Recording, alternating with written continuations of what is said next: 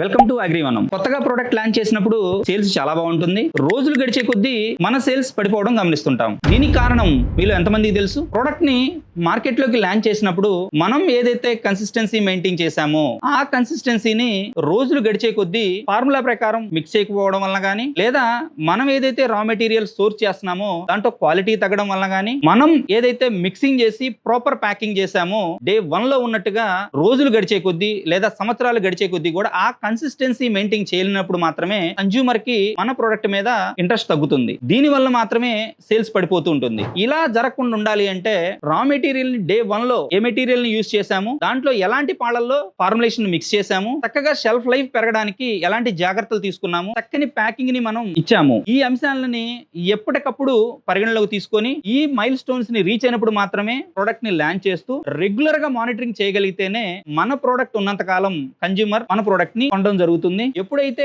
Standardisation material consistency maintain చేశామో regular product ని మన బ్రాండ్ ఉన్నంత కాలం కన్జ్యూమర్ బిలీవ్నెస్ తోటి మాత్రమే ప్రోడక్ట్ తీసుకుంటారు. వీటిలో ఎక్కడ గ్యాప్ వచ్చినా గానీ కన్జ్యూమర్ కొనడం మానేస్తాడు. ఎప్పుడైతే కన్జ్యూమర్ కొనలేదో దాన్నే కంపెనీ ఫెయిల్యూర్ గా మనం చూస్తాము. ఇలాంటి జాగ్రత్తల వలన కన్సిస్టెన్సీ మెయింటైన్ చేయడం వల్ల మాత్రమే ఈ ప్రాబ్లం మనం సాల్వ్ చేయగలం. ఇలాంటి ఇన్ఫర్మేటివ్ వీడియోస్ కోసం మన ఛానల్ ని ఫాలో అవ్వండి. Thank you.